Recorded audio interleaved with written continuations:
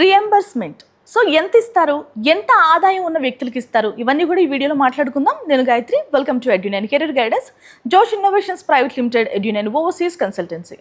మీకు తెలుసు 2.5 లక్షల లోపు వార్షిక ఆదాయం ఉన్న తెలంగాణ పిల్లలు, అంటే లోకల్ క్రైటీరియాని ఎవరైతే సాటిస్ఫై చేస్తారో ఆ విద్యార్థులందరికీ కూడా రియంబర్స్మెంట్ వర్తిస్తుంది. ఓకేనా? సో దానికి సంబంధించి పిల్లలు ఏం పనులు చేయాలో ఇప్పుడు చూద్దామండి. మీరు డాక్యుమెంట్స్ ప్రొడ్యూస్ చేసినప్పుడు న్యూవి ఏవైతే ఫ్రెష్గా తీసుకుంటారో ఆ డాక్యుమెంట్స్ అనేవి ప్రొడ్యూస్ చేయాల్సిన అవసరం ఉంటుంది. అండ్ మీ అటెండెన్స్ వచ్చేసి ప్రతి అకాడమిక్ ఇయర్ చెక్ చేస్తూ ఉంటారు కదా, 75% కంటే ఎక్కువ ఉండాలి. ఓకేనా? తక్కువ అయితే వాళ్ళకి రియంబర్స్మెంట్ ఇవ్వరు. అండ్ గతంలో లాగా ప్రతిసారి మనం అప్లికేషన్ అయితే పెట్టుకోవాల్సిన అవసరం లేదు. మీకు ఒక్కసారి పెట్టుకుంటే అప్లికేషన్ అదే ఆటోమేటిక్గా మళ్ళీ నెక్స్ట్ ఇయర్ కూడా తీసుకుంటూ ఉంటారు, ఆటోమేటిక్గా రెన్యువల్ అవుతుంది.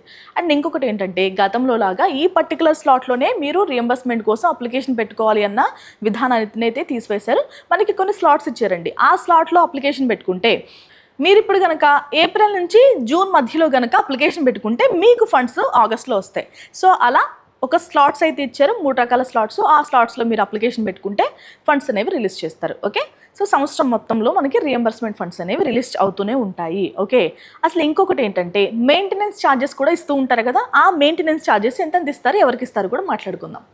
హాస్టల్ ఖర్చులు, ఇతర అవసరాల కోసం ఇచ్చే మెయింటెనెన్స్ ఫీజు, MTF అంటారు కదా, ఆ రేట్లను కూడా ప్రభుత్వం ఖరారు చేసింది. ప్రొఫెషనల్ కోర్సులు పీజీ చదివే వారికి కాలేజీ అటాచ్డ్ హాస్టల్స్లో ఉంటే నెలకు 1500, డే స్కాలర్లకు 650 రూపాయల చొప్పున ఇస్తారు. డిగ్రీ విద్యార్థులకు హాస్టల్ అయితే కనుక 1000 రూపాయలు, డే స్కాలర్లకు 500, ఇంటర్ విద్యార్థులకు హాస్టల్ అయితే 750 రూపాయలు, డే స్కాలర్లకు 500 రూపాయల చొప్పున 10 నెలల పాటు ఈ మొత్తాన్ని ఇస్తారు.